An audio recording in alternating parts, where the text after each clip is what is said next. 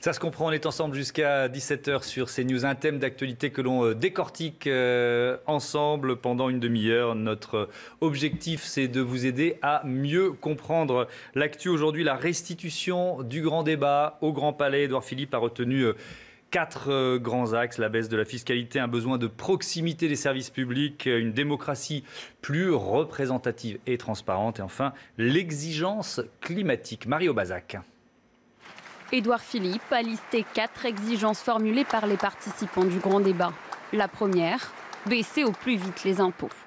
La première exigence, c'est en fait une immense exaspération fiscale. Cette exaspération, elle ne date pas d'hier. Mon gouvernement en assume sa part de responsabilité.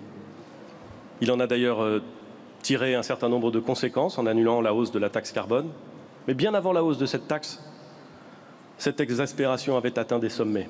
Le deuxième axe qui ressort du grand débat, le besoin de fraternité dans un pays où le sentiment d'abandon domine. Édouard Philippe veut rétablir l'équilibre entre les métropoles et les autres communes.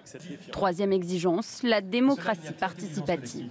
Les Français n'ont pas été simplistes. Ils sont exigeants. Ils veulent une démocratie plus représentative, plus transparente, plus efficace et une exemplarité encore renforcée. Dernier axe évoqué, le changement climatique. Une évidence pour les Français selon le Premier ministre, mais à condition que l'effort pour le climat ne passe pas par des taxes. Ils ne veulent plus que des taxes leur dictent ce qu'ils doivent faire. Et dans les cas où ils peuvent l'envisager, ils veulent que leurs produits financent des dispositifs d'accompagnement. Pour clore son discours, le Premier ministre a assuré qu'il esquisserait un agenda des solutions suite à cette restitution, ce mardi devant l'Assemblée nationale, puis mercredi devant le Sénat.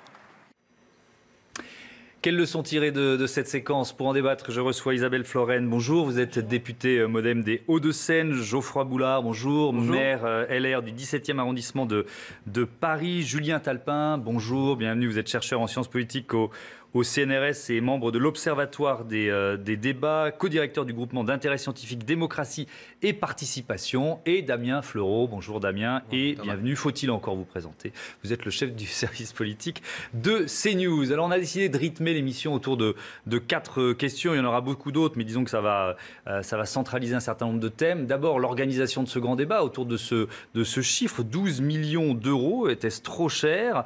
Ensuite, parmi les demandes exprimées par les Français, moins d'impôts, plus de services publics. Est-ce que c'est paradoxal? Est-ce que c'est possible de concilier tout ça?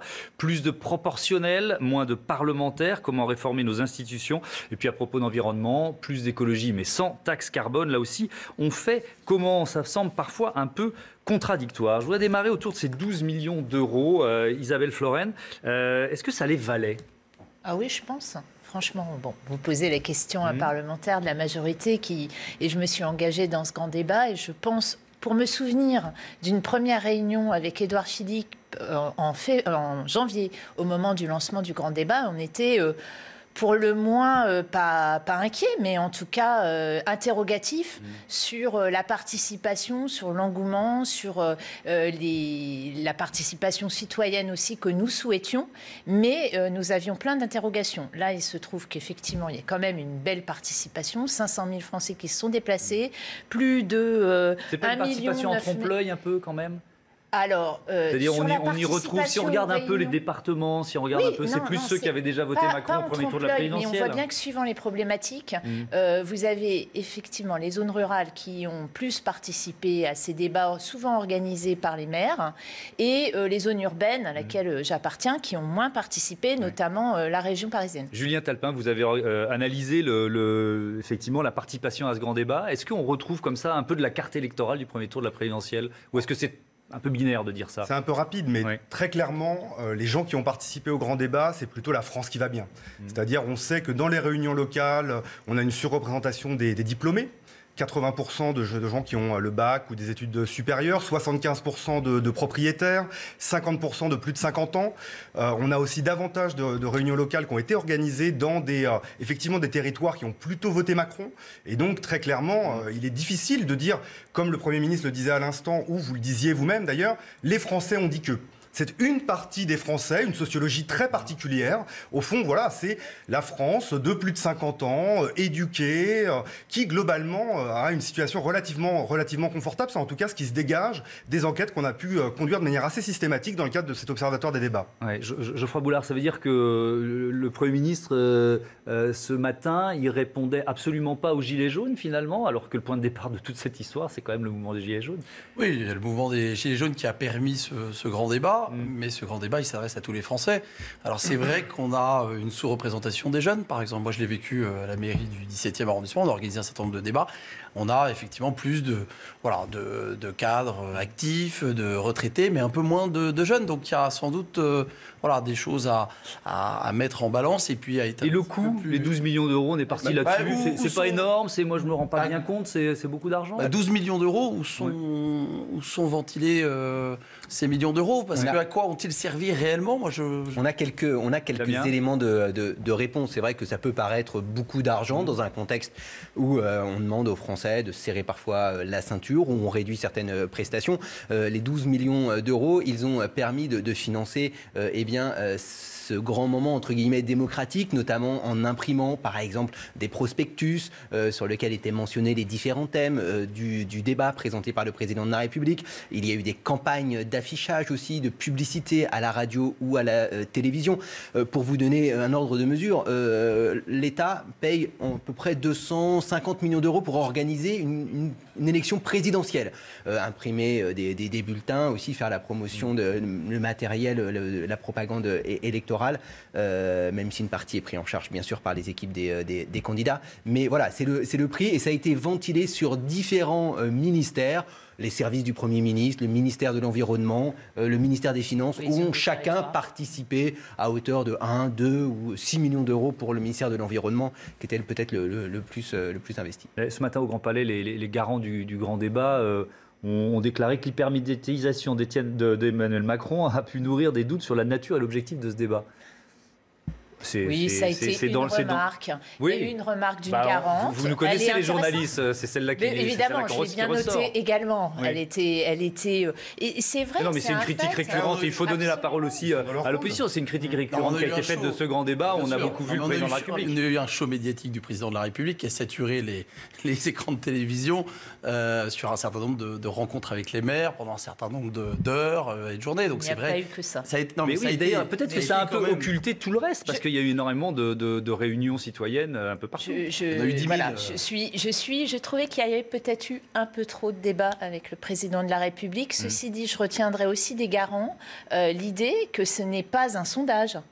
C'est une photographie de la population française qui a participé à ce grand débat. Il ne s'agit, et ça a été bien dit, pas d'un sondage, c'est-à-dire qu'il n'a pas la qualité de représentativité des organismes de sondage. Sauf que pour l'instant, le Premier ministre l'interprète comme les Français ont dit que. Et donc il va y avoir une bataille qui s'ouvre à partir d'aujourd'hui sur l'interprétation de ce grand débat. Et clairement, il y a un usage politique qui est en train de se mettre en place. On va le voir avec l'interprétation des résultats.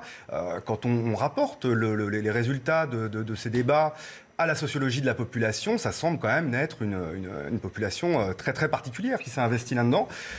Il faut en avoir conscience et donc ne pas tirer des conclusions. En même temps, la porte était ouverte à tout le monde, à tous les Français. Certes. Oui, mais ce sont toujours ceux qui, à la rigueur, ont accès à l'information, sont capables de se déplacer. Je ne sais pas, dans votre mairie, est-ce que vous avez vu une population que vous n'aviez pas l'habitude de voir, ou est-ce que ce sont finalement toujours les mêmes habitants, membres d'associations, militants un peu politiques qui se sont exprimés? A priori, sont plutôt ceux-là. On a eu des habitants qu'on ne voyait jamais lors de nos réunions de quartier, qu'on a l'habitude de faire. Donc ça a eu quand même des vertus. Moi, j'ai joué le jeu du grand débat parce que ça permettait d'aller vers justement des personnes qui n'avaient pas l'occasion de s'exprimer à l'occasion de nos réunions locales. Mais c'est vrai que la proportion, on aurait pu attendre encore plus finalement de Français qui descendent de chez eux pour dire ce qu'ils ont à dire. Après, il y a d'autres modes d'expression que les réunions publiques. Il y y avait aussi des formulaires en ligne. Il y avait.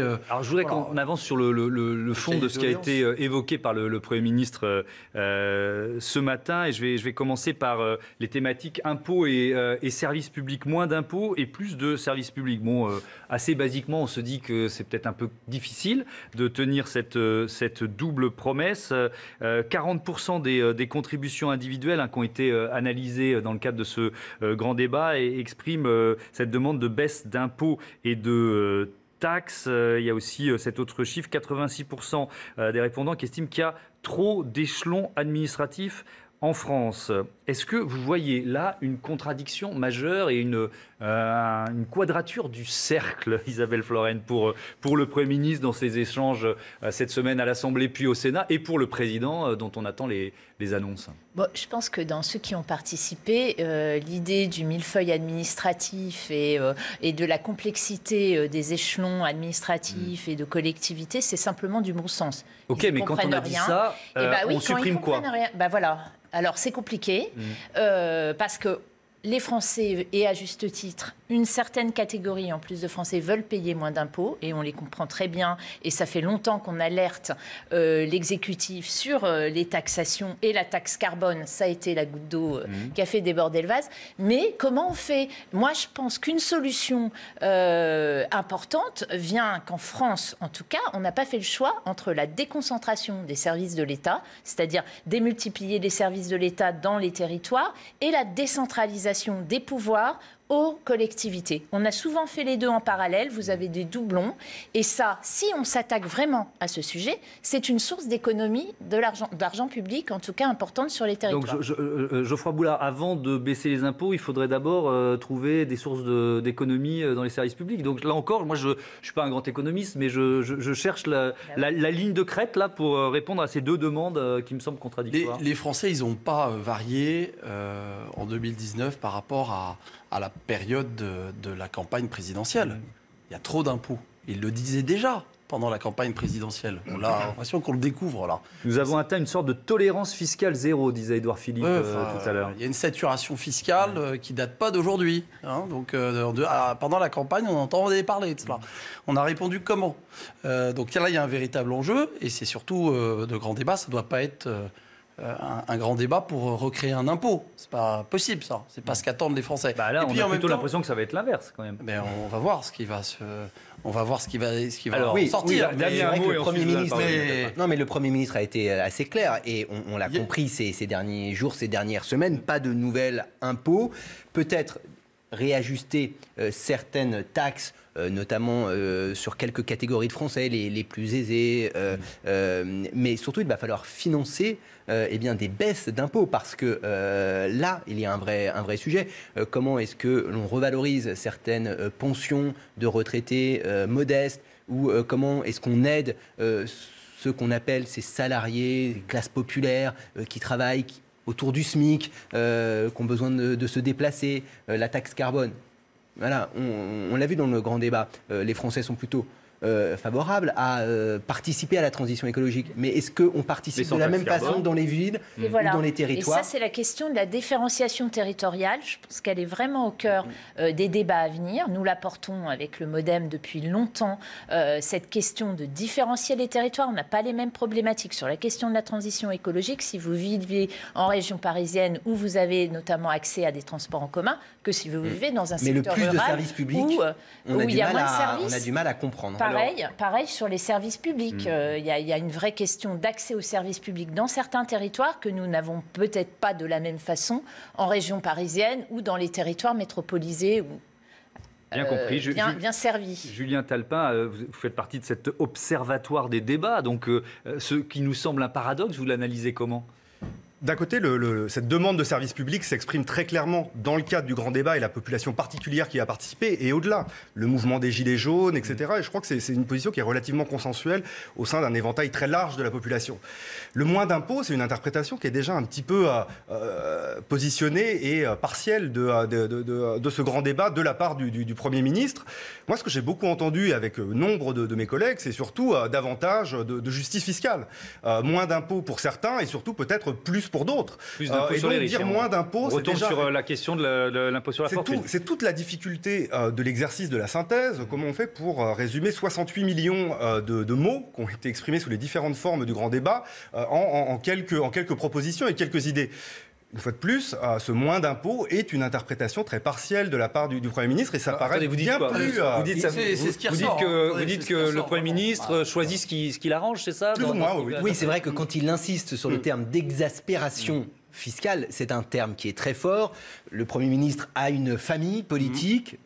Voilà. Issu des rangs de celle de mon voisin, qui envoie un signal au président de la République. Et qu'il y a une philosophie et qu'on a compris qu'au sein du gouvernement, ces ministres dits de droite n'accepteraient sans doute pas de rester dans une équipe gouvernementale qui augmenterait les impôts massivement de certains. On va poser la question à Isabelle, etc. C'est revenu énormément, la lutte contre l'évasion fiscale, etc. C'est une façon de répondre à la demande de services publics.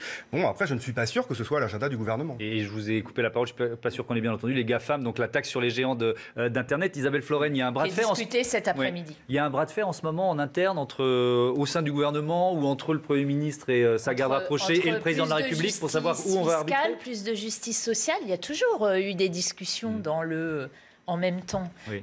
Ça fait partie. Le MoDem, il est au cœur du en même temps. Avec le MoDem, on est assez clair là-dessus, sur la justice fiscale aussi, sur le rétablissement d'un ISF avec exonération de l'investissement productif, c'est-à-dire dans l'emploi direct. Nous n'étions pas pour la transformation telle qu'il a été voté. On s'est rangé à la majorité, mais on voit bien que ces symboles. Non, mais on voit bien que c'était des symboles forts qui ont été très très mal compris et qui font partie du manque de confiance, de la défiance qui s'est exprimée sur le terrain et notamment à travers les Gilets jaunes. Mais ça, c'est un totem pour Emmanuel Macron, donc il n'y aura pas de retour sur l'ISF ancienne formule. Dans la toute première de ses participations au grand débat, si je me souviens bien. À Grand-Bourtrould, il a c'était le premier débat. Je vous parle d'un des derniers avec les intellectuels. Il a le droit d'évoluer aussi, le président de la République. C'est même ça qui est intéressant. Donc vous laissez entendre qu'il y aurait peut-être une réflexion sur la question de l'ISF. Nous le souhaitons avec le groupe du MoDem. Nous avons porté ces propositions au sein du débat la semaine dernière à l'Assemblée nationale. François Bayrou s'est réexprimé ce matin sur une radio à ce sujet. Et nous tenons à continuer dans cette voie. La politique est faite effectivement de mesures, mais aussi de symboles. L'ISF fait partie des symboles. L'ISF, il ne s'agit pas de le rétablir comme il était établi. Il s'agit d'en exonérer un investissement productif. Oui. Je vois bien que la majorité là-dessus n'est pas encore d'accord. Mais on a encore on a encore quelques jours pour en discuter et puis c'est pas fini. Mais alors, dernier mot sur la fiscalité, Geoffroy Boulard, quand vous entendez Édouard Philippe, vous êtes content finalement, c'est un ancien de votre famille politique, il continue de porter vos idées. On va voir s'il est cohérent jusqu'au bout, parce que c'est le président de la République qui va annoncer ce qui va se passer réellement politiquement. Là, on est dans une restitution, une synthèse. On sent que le Premier ministre avance un peu la ligne qu'il souhaiterait voir adoptée. Donc tout ça est un bel exercice de communication. La communication, on l'a depuis 5 mois maintenant, enfin 4 mois. On a besoin maintenant d'actes. Et le gouvernement de la parole, on l'a eu. Maintenant, c'est l'action gouvernementale qui va être... C'est quand les annonces du président de la République Alors, on nous a dit mi-avril, avant Pâques, a priori. Et surtout, on s'oriente sans doute vers un calendrier différencié, avec quelques annonces concrètes, catégorielles. Par exemple, pour les familles monoparentales, est-ce que l'on peut avoir une allocation dès le premier enfant pour les pensionnés modestes et puis peut-être un calendrier de réforme, notamment quand on parle de l'organisation du territoire, de l'organisation de la vie institutionnelle, un peu plus éloigné, qui pourrait même enjamber l'été. Alors justement, à propos des institutions, de la réforme des institutions, parmi les demandes qui ont été exprimées par certains Français dans le cadre de ce grand débat, il y a la question de l'introduction d'une dose de proportionnelle, il y a la question du nombre des parlementaires, je le disais. Julien Talpin, est-ce qu'on peut faire de la politique de la même façon dans les prochaines années, après ce grand débat? Ou est-ce que finalement, cette forme-là de démocratie participative, d'ailleurs le Premier ministre l'a évoqué lui-même ce matin au Grand Palais, elle ne va pas perdurer dans les prochains mois d'après vous? Je crois que tout se joue maintenant. Effectivement, on n'a jamais expérimenté à une telle échelle la démocratie participative en France, et c'est même assez unique en Europe, voire dans le monde. Et tout dépend de la satisfaction ou des déceptions qui en découleront. C'est-à-dire qu'il y a un grand risque aujourd'hui que toutes les attentes qu'ont suscité ces débats retombent et qu'au fond, ce mécanisme de délibération et de démocratie participative en sorte délégitimé. À l'inverse, si de grandes mesures et qu'au fond, la population française en sort satisfaite, peut-être qu'effectivement, une nouvelle page de notre histoire s'ouvre. Je crois qu'au regard de la crise démocratique que l'on vit depuis 6 mois, il y a effectivement une aspiration très forte à un autre fonctionnement institutionnel, et c'est nécessaire. Ouais. Mais est-ce qu'il n'y a pas un risque dans cette démocratie participative, un peu du néologisme, d'un girouettisme politique? C'est-à-dire que, par exemple, en matière fiscale, ce que reprochent le plus les chefs d'entreprise, c'est de ne pas avoir une ligne, une stabilité qui leur permette de voir à 2, 3, 5 ans. Donc, avec la démocratie participative, il y a un risque. Bien sûr. Mais c'est pour ça qu'on est là aussi, et c'est pour ça qu'il y a une démocratie représentative. Moi, je suis très heureuse d'entendre... Donc c'est quoi? C'est une fausse promesse? On s'en est servi pendant 4 mois et puis on va l'abandonner? C'est important de continuer à débattre d'un certain nombre de sujets et de faire vivre cette démocratie participative. C'est déjà le cas dans un certain nombre de communes qui font et qui organisent cette démocratie sur le plan local. Je pense qu'au niveau national, il faut qu'on le suscite et qu'on l'organise de façon un peu plus permanente durant une mandature. Et ça, c'est un axe qui me paraît intéressant. Mais maintenant, ce que j'ai apprécié dans le discours du Premier ministre ce matin, c'est qu'il ne néglige pas la démocratie et le renouvellement de la démocratie représentative. Il a dit qu'il faut qu'elle soit plus efficace, plus transparente, mais plus juste. Donc il y a la question effectivement de l'introduction d'une dose de proportionnelle. Il y a la question de la transparence, c'est-à-dire de la moralisation, d'un effort encore à faire, notamment sur l'utilisation de l'argent public, qui est important et qui est demandé par les Français qui se sont exprimés, mais au-delà. Souvent, les Français s'expriment sur ces questions d'exemplarité. Et puis, la question d'efficacité de notre travail, notamment parlementaire, c'est-à-dire de sa connaissance, de ce travail de concertation à faire en amont avec l'exécutif et aussi en aval avec les citoyens. Et ça, c'est un vrai enjeu. Il y a une façon de faire un lien entre la démocratie délibérative, avec consulter les citoyens, et la démocratie représentative, c'est le référendum d'initiative partagée. C'est de permettre aux parlementaires, sur différents sujets, de s'autosaisir et de provoquer un référendum. Ça nécessite une réforme. Alors aujourd'hui, ce référendum est très cornaqué, difficile de le déclencher. Peut-être que sur la privatisation d'Aéroports de Paris, qui est un sujet... qui s'est installé dans l'actualité, qui fait débat à droite comme à gauche, les parlementaires de droite et de gauche pourraient se réunir. On n'y est pas encore, mais si demain on desserre les taux, cette façon-là, de consulter de façon plus régulière les Français pourrait permettre de poursuivre ce temps démocratique que l'on a vécu ces derniers mois. Mais si je peux me permettre, le risque est plus important de continuer comme si de rien n'était. Vous évoquiez le risque de la démocratie participative, d'avoir une ligne peut-être moins claire. Je crois que le risque aujourd'hui est beaucoup plus profond de voir la montée des populismes, de l'extrême droite comme partout en Europe. Et de continuer de donner aux Français, à certains, qui sont sur le bord du chemin, c'est ça. Donc là, il y a une opportunité qu'il faut saisir. Et il y a une demande pas seulement de délibération et de participation ponctuelle à des discussions, il y a une demande d'un partage du pouvoir qui soit beaucoup plus important et qui a été exprimé depuis plusieurs mois. Et donc je crois qu'effectivement, il faut aller vers des mécanismes de démocratie participative, mais également des mécanismes de démocratie directe.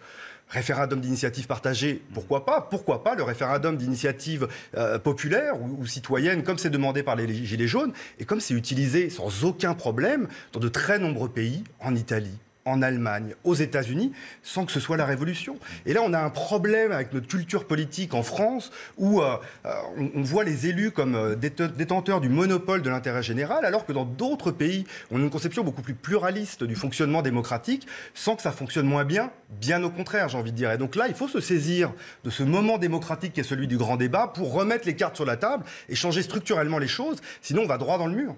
Allez, dernier thème, je voudrais qu'on parle d'environnement, puisque c'est l'une des demandes exprimées dans le cadre de ce grand débat par les Français qui y ont participé. Et là aussi, on peut se demander s'il n'y a pas un peu de contradiction, de paradoxe, plus d'écologie, mais pas de taxe carbone. Là encore, question basique, on fait comment, Isabelle Floren? Je pense qu'on fait sans fiscalité punitive. C'est-à-dire que les Français veulent bien s'engager et ils l'ont montré fortement dans les analyses qui nous étaient présentées ce matin et ont bien conscience de l'urgence à agir et aussi de la responsabilité que chacun pouvait avoir dans cette démarche de transition écologique. Donc ça, c'est, je trouve, une prise de conscience citoyenne, en tout cas dans ceux qui ont participé au débat. Elle est claire, elle est nette. Maintenant, mais à condition que ce soit les autres qui payent. Alors, non. Par exemple, taxe carbone sur les produits d'importation. Oui, bah écoutez, ça c'est aussi... c'est réaliste.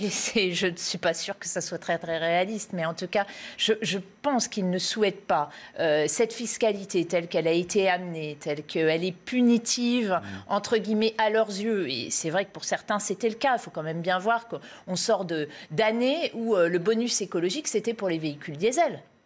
Et que tout d'un coup, ah ben non, c'est ça qu'il ne faut plus acheter. Enfin, je veux dire, il y avait quand même une contradiction et une nécessité donc de mieux vivre. Donc il y a une prise de conscience, je pense quand même, dans la population qui s'exprime très clairement sur l'urgence. Ça nous a été dit ce matin. En revanche, d'aller sur de l'incitation, beaucoup plus que sur de la punition, c'est le message aussi qui est clairement... Et alors donc, pas de taxe carbone, ça là-dessus, les choses sont ressorties très clairement. Je dis ça parce que certains de mes collègues ou autres sont revenus sur ce type de sujet. On leur a dit que c'était quand même pas le moment, alors qu'il y a 3 mois, on la supprime, de remettre ce sujet-là sur la table. Ça vient de certains mouvements écologistes. Ben, c'est pas comme ça qu'ils font envisager l'écologie dans notre pays. Je pense que les Français, en tout cas, ont envie de participer, ont envie d'être responsables. Ils se sont exprimés, mais pas par la punition. En tout cas, c'est pas comme ça. Geoffroy Boulard, je vais vous tendre une perche trop facile, parce que vous êtes maire du 17e à Paris. Il faut faire les choses dans l'ordre. C'est-à-dire qu'il faut faire d'abord des places de parking à l'extérieur des villes avant de bannir les voitures du centre-ville. Il faut une politique. C'est vraiment trop sympa comme question. Il faut une politique de mobilité cohérente. Ouais. Et aujourd'hui, voilà, qu'est-ce qu'on développe pour développer, pour le coup, l'électrique dans les villes? Est-ce qu'il y a assez de bornes pour les recharger, ces véhicules électriques? Est-ce qu'il y a des aides pour aider les habitants à passer à un modèle vertueux? Il y en a, mais il n'y a pas de communication. Et ce qu'on a vu dans les débats, notamment dans Paris, ce que j'ai pu organiser, c'est une demande forte d'explication, de comprendre les enjeux. Parce que parfois, la transition écologique, c'est très technique, c'est pas très concret. C'est-à-dire qu'on veut bien accepter des impôts, mais si on nous a expliqué pourquoi on les payait... Pas forcément les impôts. Oui, mais comment on va financer la transition écologique? Il va bien falloir trouver de l'argent quelque part. Non, c'est juste un changement de comportement qui doit se faire sur beaucoup de sujets.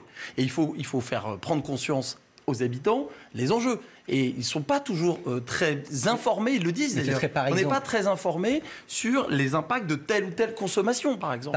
Et ça, il y a un gros travail à faire. La taxe sur les ordures ménagères, on nous dit maintenant il faut trier.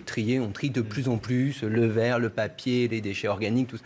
Est-ce que, au niveau d'une ville, d'une commune, plus les habitants sont vertueux et trient beaucoup, est-ce que cette taxe ne pourrait pas diminuer à mesure que le tri augmente? Là, on serait dans une taxation incitative et intelligente. Absolument. Alors, est-ce que ce modèle peut être reproduit? Alors, je ne sais pas, là, je parle à l'élu local, peut être reproduit à un niveau national. Sur plein de sujets, tout à fait. C'est la logique de rendre acteurs les habitants et en même temps, de les récompenser parce qu'ils ont ce comportement vertueux. Et moi, je fais confiance à l'intelligence collective des habitants. Ils ont envie. Ils en ont parlé. Ça n'a pas été un sujet mineur dans les débats qu'on a pu avoir localement. Mais maintenant, il faut une vraie politique, notamment en termes de mobilité, en termes de contrepartie, en termes de... et pas forcément punitif, parce qu'on a vu l'échec d'une politique punitive. Et ça, c'est évidemment le lobby, un certain lobby, oui, il faut le dire, qui agit, mais qui n'agit pas dans le sens de l'intérêt général. Il faut bien le dire. Dernier mot, Julien Talpin, et on revient à la sociologie de ceux qui ont participé à ce grand débat. Il y a beaucoup de questions sur l'écologie, sur l'environnement, assez peu sur l'immigration. C'est pas un hasard, c'est un autre marqueur de cette partie de la France seulement qui avait participé à ce débat. C'est pas au cœur des interrogations quotidiennes de la plupart des Français. On a parfois tendance du fait... On surreprésente l'immigration médiatiquement du problème que ça peut représenter pour la majorité des Français. Le cœur de leur problème, c'est davantage des problèmes de pouvoir d'achat, de transport, d'éducation de leurs enfants. Et effectivement, l'immigration n'arrive peut-être pas tout en haut. Après, moi, je crois que sur les questions que vous évoquiez aussi bien sur comment faire de l'écologie sans augmenter les impôts, comment avoir un meilleur service public sans augmenter les impôts, ces contradictions-là qui sortent du grand débat interrogent aussi la méthode. C'est-à-dire qu'il n'est pas possible que seul le président de la République parviennent à résoudre ces contradictions-là. Et il serait possible d'envisager d'autres étapes, par exemple des assemblées citoyennes tirées au sort, qui visent à approfondir ces synthèses, à réfléchir collectivement à des propositions qui pourraient ensuite, par exemple, être soumises à référendum pour construire la légitimité de ces propositions difficiles à prendre. Merci beaucoup à tous les quatre. C'est la fin de ce débat. Merci d'être intervenus sur CNews dans Ça se comprend. Ce qu'il faut retenir de cette émission, les 4 grands axes énoncés par le Premier ministre ce matin, baisse de la fiscalité, besoin de proximité des services publics, démocratie plus représentative et transparente et exigence climatique. Le grand débat en chiffres, on vous rappelle quelques-uns de ces chiffres pour Emmanuel Macron. C'était 90 heures de participation du 15 janvier dans l'heure au 4 avril en Corse du Sud. Et puis pour tous ceux qui ont participé, plus de 10 000 réunions locales, près de 2 millions de contributions, 27 000 mails et un coût global de 12 millions d'euros. Et puis un mot de l'agenda. Le Premier ministre a assuré que cet agenda des solutions démarrerait demain devant l'Assemblée nationale et ensuite mercredi devant le Sénat. Voilà pour l'essentiel de ce débat autour de la restitution du Grand Débat national au Grand Palais. Tout de suite, on passe aux chroniques de Ça se comprend. Et alors, un jeu de chaises musicales complètement dingue. Normalement, Damien Fleureau est à ma droite, mais là, c'est Thomas Goussard qui est pas trop déstabilisé. Oh là là, je ne sais pas changer, je sais pas si je vais m'en sortir. C'est l'Infox tout de suite et c'est Thomas Goussard.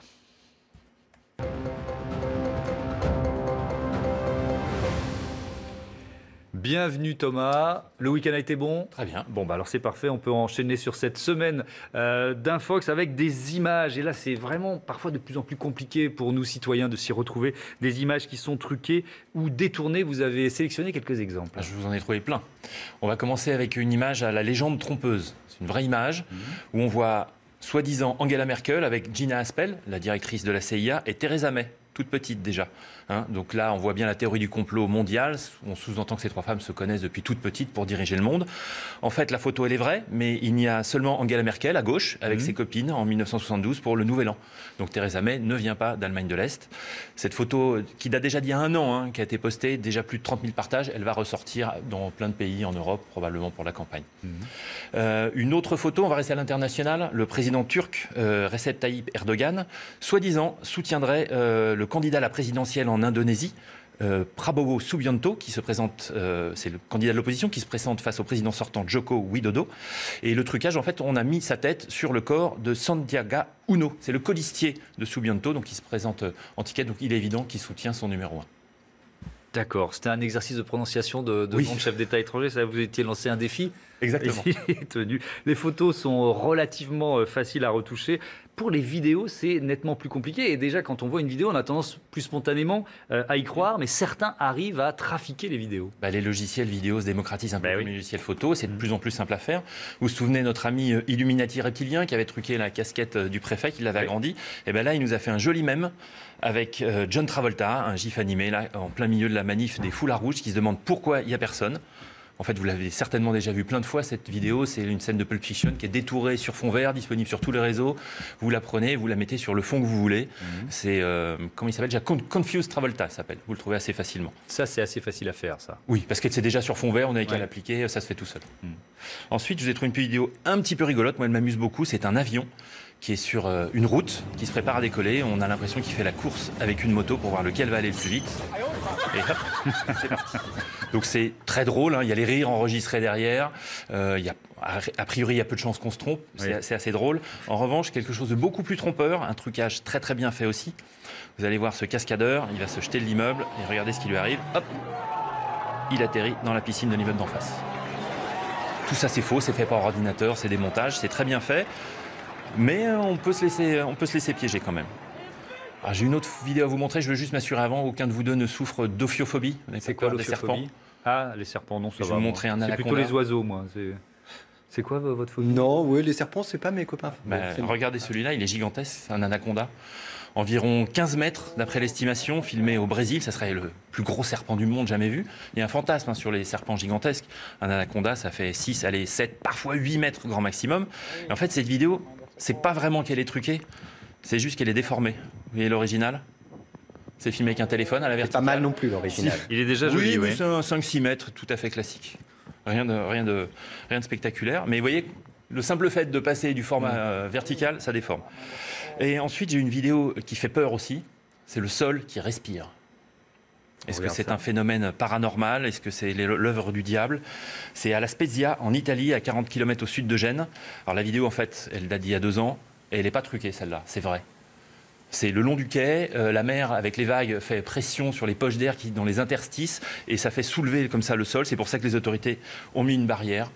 Donc ça c'est vrai, l'autre est fausse. Il faut, comme vous l'avez dit, se méfier des vidéos de plus en plus. Merci beaucoup Thomas Goussard et merci d'avoir déstabilisé Damien avec des images de serpents juste avant sa chronique. Voici les indiscrets politiques.